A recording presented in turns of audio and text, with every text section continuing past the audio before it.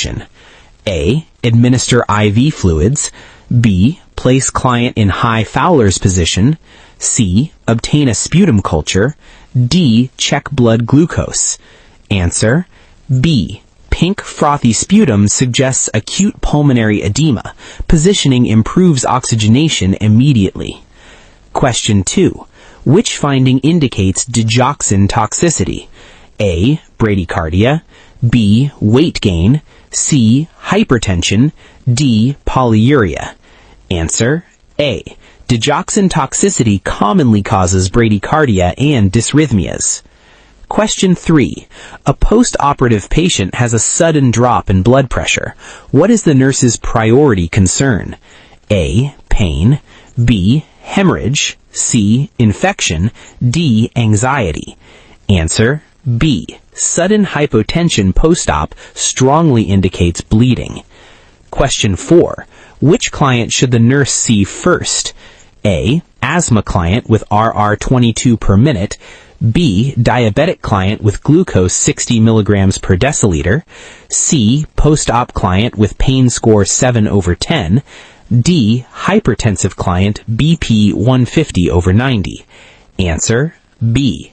Hypoglycemia is immediately life-threatening. Question 5. Which food should a client on warfarin limit? A. Apples. B. Bananas. C. Spinach. D. Rice. Answer: C. Spinach is high in vitamin K, which antagonizes warfarin.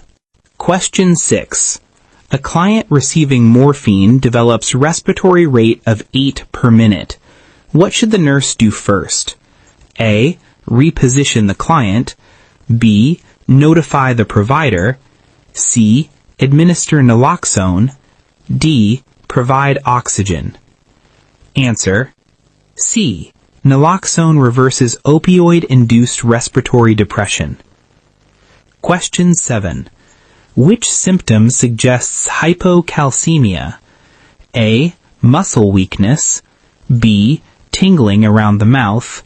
C. Bradycardia. D. Flushed skin. Answer: B. Perioral tingling is a classic sign of hypocalcemia. Question 8. A client with stroke has difficulty swallowing. What is the nurse's priority? A. Encourage fluids. B. Insert Engee tube. C. Keep NPO until swallow evaluation. D. Provide soft diet. Answer: C. Preventing aspiration is the top priority. Question 9. Which action best prevents catheter-associated UTI? A. Daily catheter irrigation. B. Maintaining a closed drainage system. C. Using antiseptic ointment. D. Emptying bag every 12 hours. Answer: B.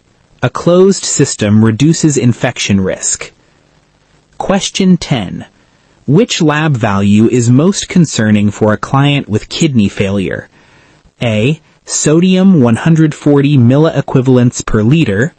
B. Potassium 6.2 milliequivalents per liter. C. Calcium 9.0 milligrams per deciliter. D. Glucose 100 milligrams per deciliter. Answer: B. Hyperkalemia can cause fatal cardiac dysrhythmias. Question 11.